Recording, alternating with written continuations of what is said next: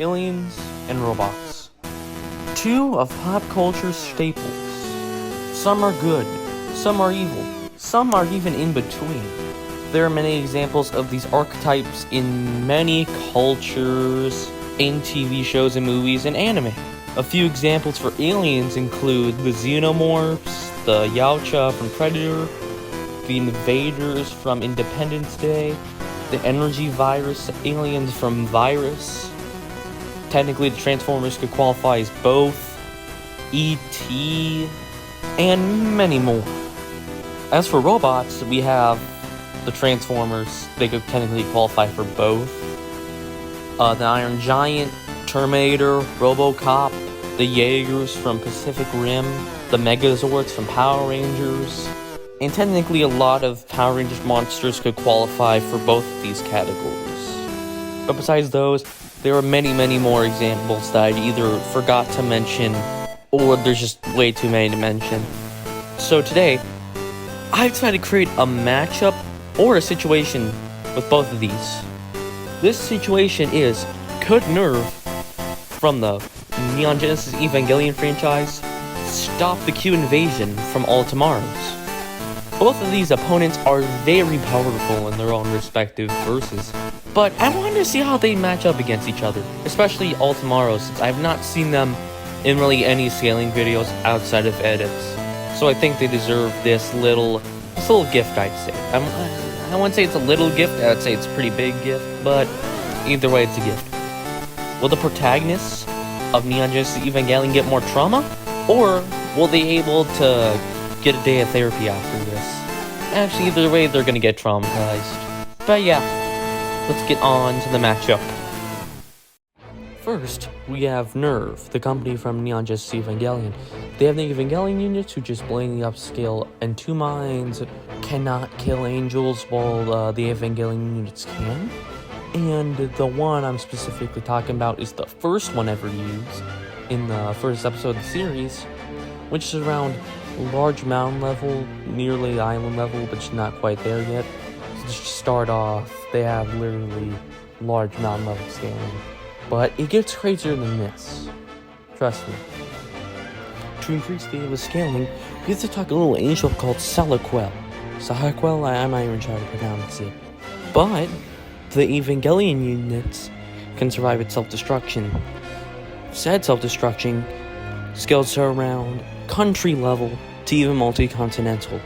And this is consistent as other feats get around this tier, which I shall explain now. In the end of Evangelion movie, Asuka, one of the main protagonists, is able to cut apart many mass production Evangelion units. And these same Evangelion units are able to excavate the Dark Moon, which calculate around 32 to 190-ish gigatons of energy, which is around like island level, I want to say. Another feat in the Evangelion is when one of the Evangelion units throws the Spear of Longinus at the angel named Ariel, I think that's how you pronounce it. If it's not, that's too bad.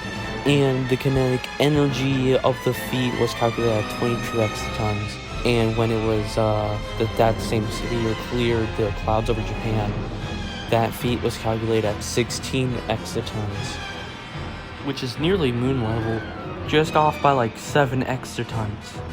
And that's about it for Evangelion, at least for the consistent stuff. And yeah, let's see how the Q will counter Nerv's counterattack. For the Q, there isn't much to go over, at least for individuals, as they just blatantly upscale the star people, which already have crazy scaling. Such as when they were more primitive, they could easily destroy the Mars moon, Phobos, which was calculated around city level, like really deep into it, which I've seen higher interpretation for like country level, but I haven't really seen calculations for that, only people telling me. But yeah, I would consider that a gross lowball, as they can just blatantly upscale the star people's weaponry via just beating them in the war and stuff like that. The star people but right before they're about to meet the Q, they could make weapons that can destroy entire stars and make them go supernova. In supernova scale around large star level, I want to say it was like around like 1 FOE or FO, whatever you want to call it. And it's literally stated in the exact same sense that they can also wreck solar systems. So yeah, I'm pretty confident in this large star to solar system level scaling for the Q. And that's basically it for them. I know, pretty short, but I'd say it's pretty good, even for like a little bit. So yeah, let's move on to the verdict and see if the craft will be turned into colonials or will stay regular human. Okay, so we have the results in.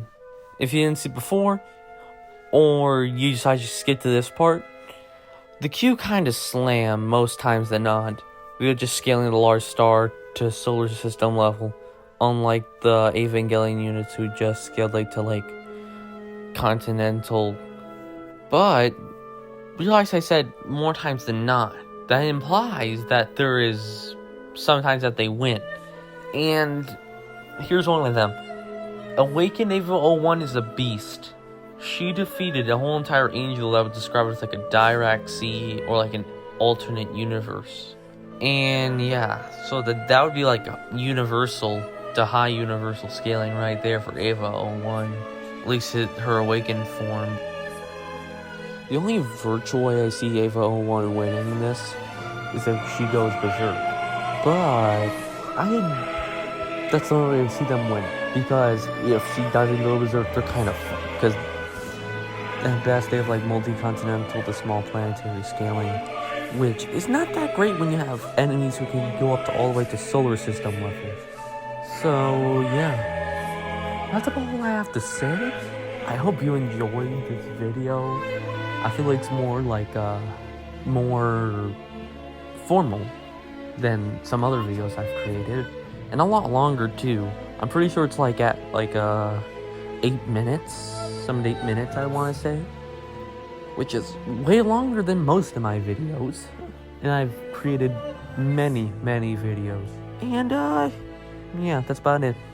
Tell me your opinions in the comments below. Should I do more matchups with Evangelion with Q? Or should I just do more matchups like Robots vs. Aliens in general? But besides all that, I hope you like and subscribe. But it's not required by me, because all I want to do is entertain people and expand my knowledge. And I hope you enjoyed. Sorry if I said that for like the 3rd time. I like to use that phrase. Well, I'll see y'all later. See ya.